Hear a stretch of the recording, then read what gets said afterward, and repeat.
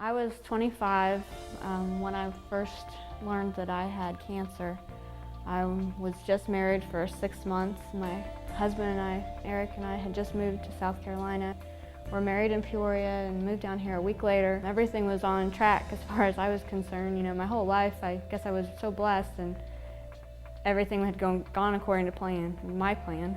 You know, I graduated from college, met my husband, and went to the doctor because I discovered a lump, and I just thought it was a routine thing. I wanted to get it out of my body, not realizing that that moment was going to change my whole life.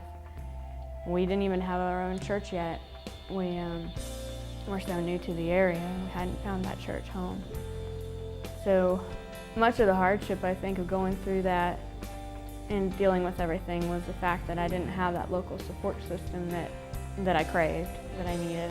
I did 4 rounds of chemo every 3 weeks. I had surgery actually in the middle of all my treatment, which was kind of nice because then I was able to see that the chemo had actually worked.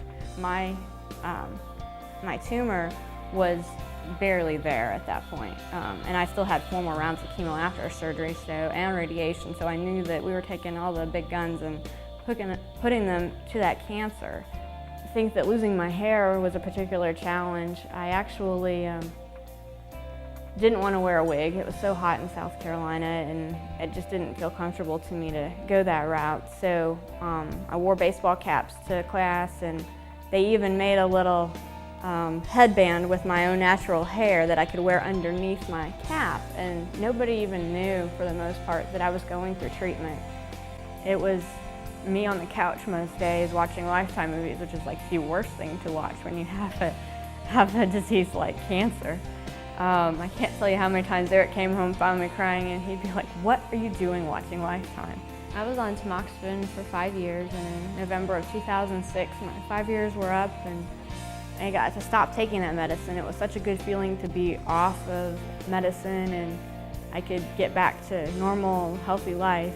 Eric and I were excited to move past that phase of our lives because the first 5 years are the most risky years after a cancer diagnosis. If you pass that 5-year milestone, then your chances of getting that recurrence are so much less. And we talked a lot about wanting to start our own family now that I was off the medicine, and we could do that. Unfortunately, we weren't able to get pregnant. Then, before we could look into anything else very much, this past February, I was feeling something under my arm that felt different. And we went in, had an unplanned visit to the oncologist. She sent me immediately for a CT scan of that area, and they confirmed that it was cancer. She said she couldn't tell me from the scan whether it was a recurrence, a new breast cancer, or even lymphoma.